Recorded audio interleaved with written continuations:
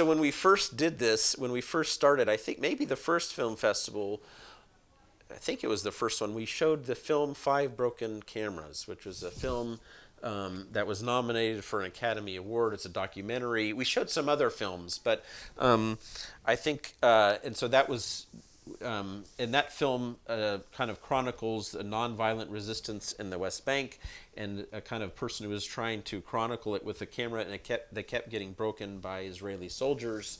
And so I think that influenced the title. I also think another influence was the sense in which, we need to see not through the normal lens that I think most of American society sees through. And so trying to see kind of in a see some of the brokenness and see in a different way. And so we started trying to take the show on the road in the last few years. And so we did that a lot last year, where we would go to other places and, especially other churches, although we've done some event or two in a mosque too, or mosque maybe, and basically we'll go to them and say, look, we'll come to your place, we'll pay for a food, we'll pay for a film, you just host us, and you encourage your people to come.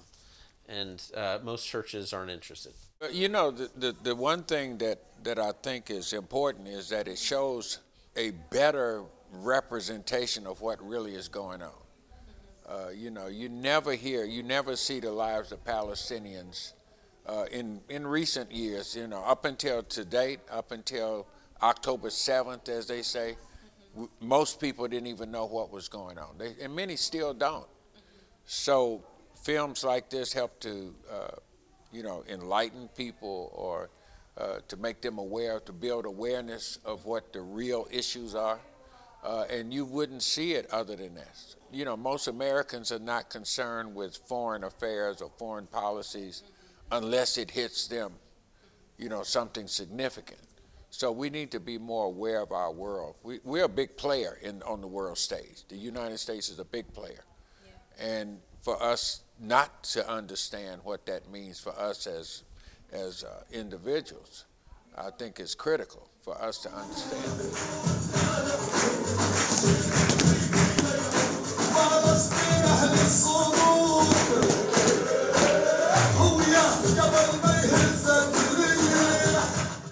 I think always been an artist, and I come from a family of artists, but it wasn't really, I was an art teacher for a while, and I always doodled. But this really wasn't until the last 2 years that I started really thinking about what I want to make and what kind of art I want to create.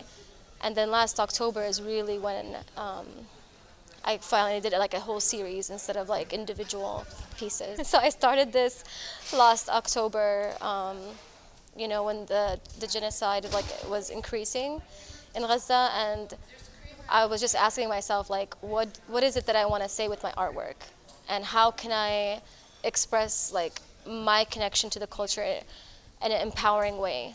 And so all of this artwork has different goddesses from that region, from the Levant region, and it also has landscapes specific to what's going on, like the port in Gaza or the mountains between Syria and Palestine.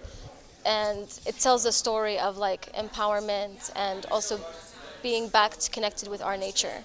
Empower women and empower our Mother Earth. Film is it encapsulates all the arts, right?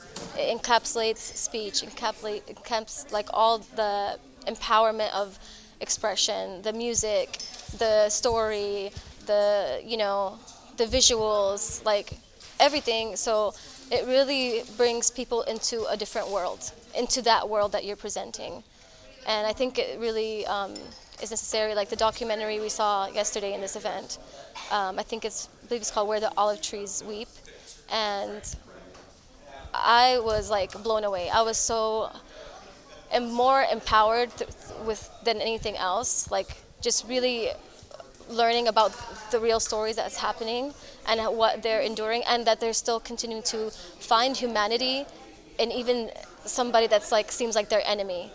Because in the end, we're not enemy. And the last thing she said was, if I'm not free, you're not free. And we've done other things other than just films. So we have some other events, and we've done a number of other events, and we've done some advocacy and other things over the years.